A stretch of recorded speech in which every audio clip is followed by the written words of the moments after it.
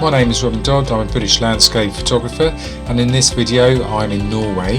I'm going to show you where I've been, what I've done. I'm going to also at the beginning show you how I've used some of my kit, in fact one of my new drones, and then we'll move on and have a look where I went and what images I took.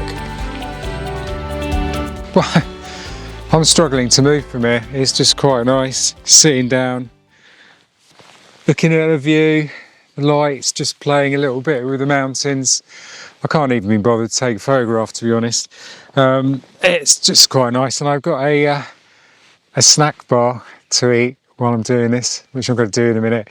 But I just thought I'd show you this. This is my my drone. It's the DJI Neo 2. I did have a Parrot and Naffy, but I still got it, and it's still very good. And it's good for taking shots, as in photographs. The film on it's quite good as well.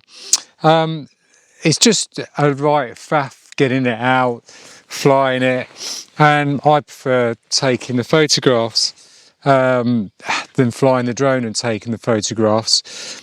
What I really do like is to do the occasional blog, show people what I'm doing and how I'm doing it and that type of stuff, and hopefully people can learn something from it. But this is taking it to the next level.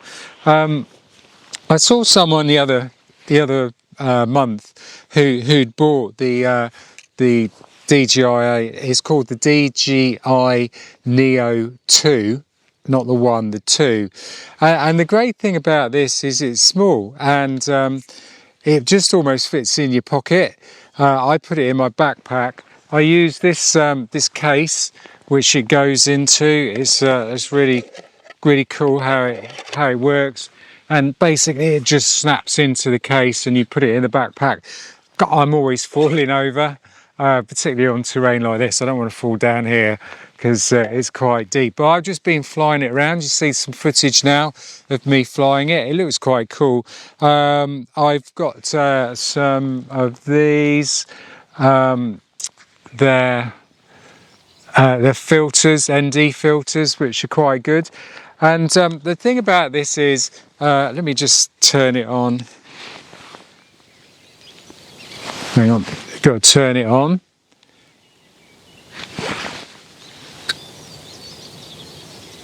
There you go. And it speaks to you, and you can speak back to it. So rear, follow, 3, 2, 1. So I don't want that. Well, I'm going to this rocket, circle, droney. Let's try droney. 10 meters, droney. 3, 2, 1. Unable to take off. Aim camera at subject first. Yeah. 10 meters, droney. 3, 2, 1. And then it flies off and does its stuff, and it will come back. It's going to hit the trees in 10 meters, so it'll stop hopefully and come back to me. Oh, maybe it won't. No, it's stuck in the trees. See how it does. It's got quite good avoidance activation on it, so it's slowly making its way through the trees towards me. And it's just jumped forward, and now it's coming back. And then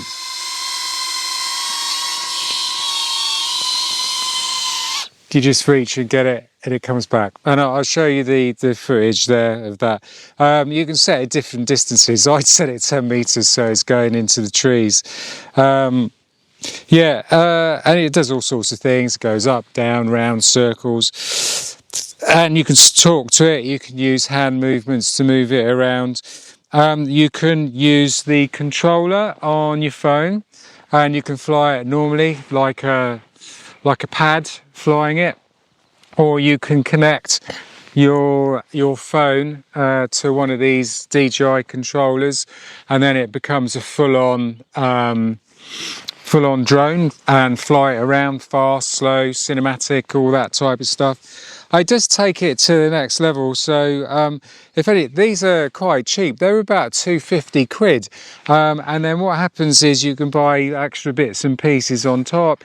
You can buy the battery pack. The battery lasts, I don't know, each battery, I think they say it lasts about 18 minutes or so. I'll give it 10 max.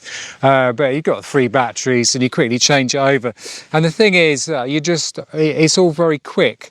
You're just throwing it up for a minute and it comes round, and then it's great B-roll footage for any stuff you're doing, or you can send it on YouTube, social media, that type of stuff. So I just thought I'd show you that. I think it's quite good. I mentioned it in my last blog. I said it was a bit like Blade Runner and Ryan Gosling, where he 2049 was it? And he flies around in his car. My van doesn't fly, unfortunately, so I'm not quite like Ryan. But when he gets to where he wants to go, he then his drone then comes out of his van and then follows him around, takes pictures and all that sort of stuff. The one proviso I would say is I've not taken any photographs with this. I've just used it for video footage, 4K. Can't knock that really. You don't really need much more than 4K, but I've not taken still images. I'm assuming they're not that good still images from this, but I'll give it a go. You never know. With the way mobile phones are nowadays, I sometimes wonder in the competitions that I've been doing more recently whether people aren't sort of getting the better of me honking all that kit around, and actually I could have just had an iPhone.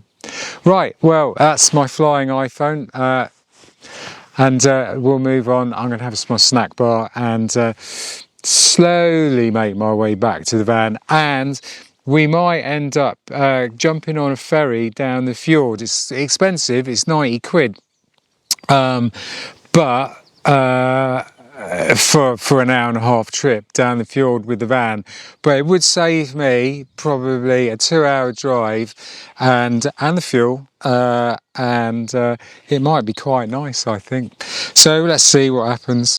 I did take the trip down the river in the end. It was wonderful, but the light wasn't really good enough to take images, and you're moving around on a rocking boat. It's not exactly ideal. So the next set of footage that you're going to see is really for my road trip.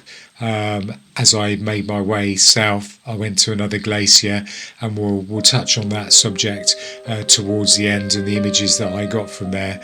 But there's some great scenes along the way, great roads, tunnels. This place is full of tunnels.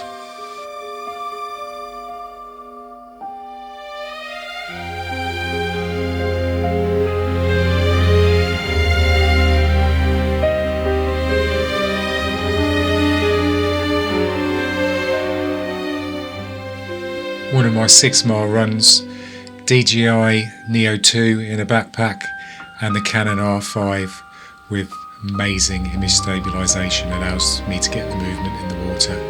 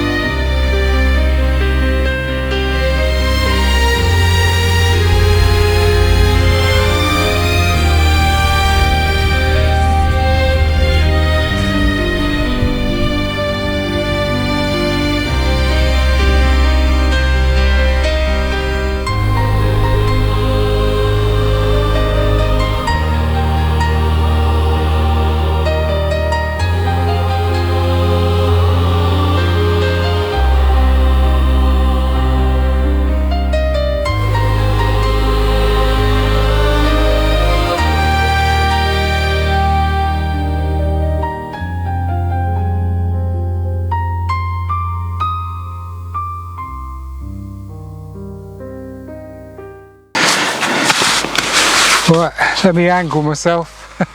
In the right place, I've got my snowshoes on.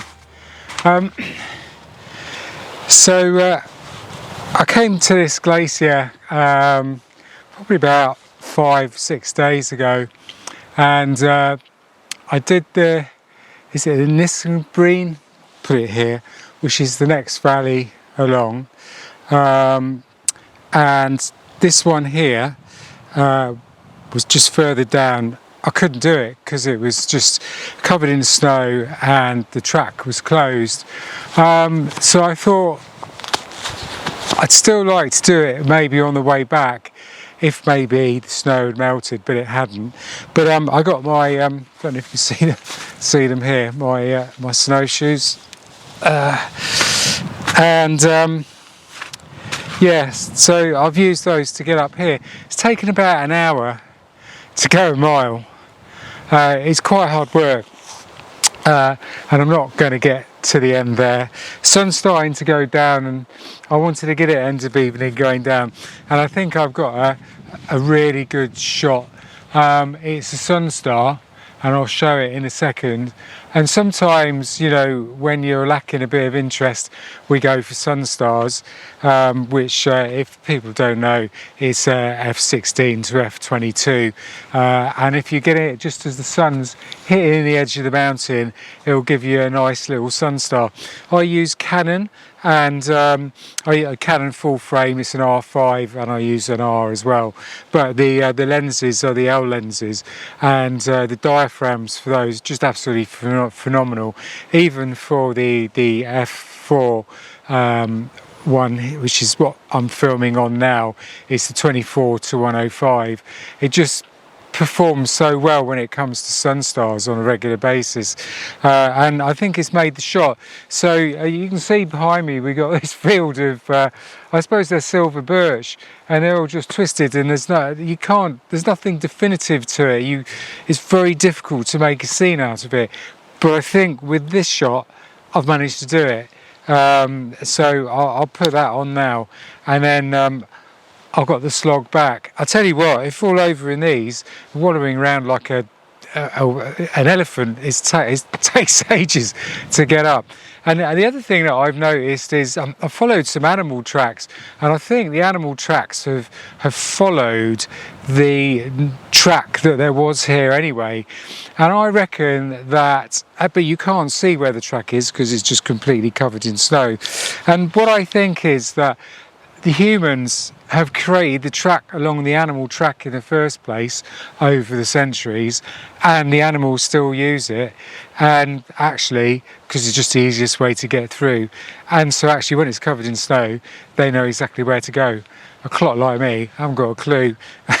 But I followed the animal tracks, and occasionally I come across a bridge, so you know that you're in the right place. But I think the snow in places is sort of that deep, so these snowshoes aren't quite big enough.